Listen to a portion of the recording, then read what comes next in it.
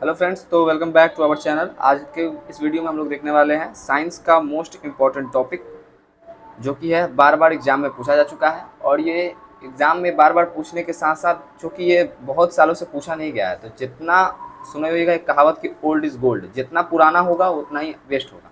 तो ये question bank का सवाल है। जैसा कि देख सकते हैं यहाँ पर साइंस का, कि जब लोहे की कील को कॉपर सल्फेट के विलयन में डुबाया जाता है तो विलयन का रंग जो है वो बदल जाता है। ऐसा क्यों होता है? ये आप सभी को मालूम है कि जब लोहे की कील को कॉपर सल्फेट का जो विलयन होता है उसमें डुबाइएगा आप, तो जो होगा विलयन का वो रंग बदल जाता है। ऐसा क्यों होता है? तो ऐसा इसलिए होता है, जानेंगे इस वीडियो में।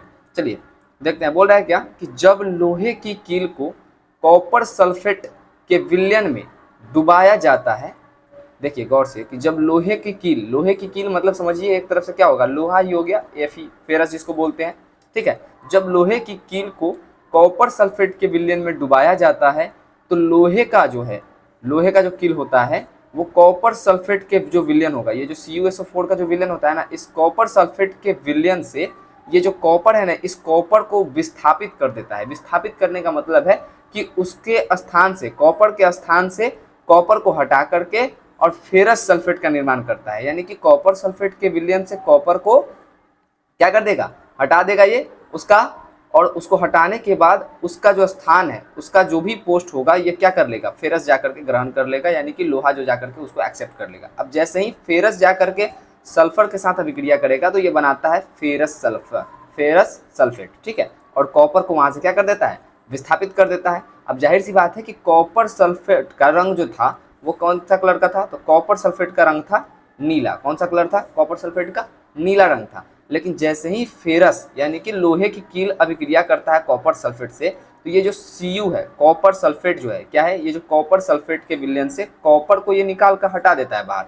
निकाल फेंक देता है, और फेरस खुद उसका स्थान क्या हो जाता है, ग्रहण कर लेता है। तो कॉपर को निकाल करके फेंक करके ये फेरस सल्फेट बना लिया, जो कि क्या होता है, भूरा कलर का दिखता है।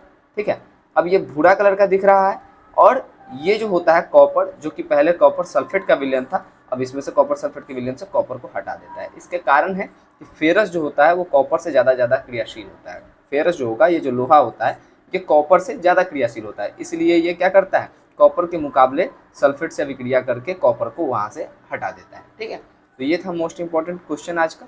तो आज आप लोग समझ ये रहे होंगे कि ये जो एग्ज़ाम में आने की संभावना बहुत ज़्यादा है, तो इसलिए ये 2025 के क्वेश्चन आने की संभावना ज़्यादा है। इसलिए आप लोग इसको क्या कर सकते हैं, रिमेंबर कर लीजिए, याद कर लीजिए, और नोट्स बनाते चलिए, क्योंकि जितना अच्छा नोट्स होगा रिवाइज करने में उतना ही अच्छा फील होगा। ठीक है, तो प्रैक्टिस करते रहिए अच्छा नंबर स्कोर करने के लिए। गुड बाय, मिलते हैं अगले वीडियो में।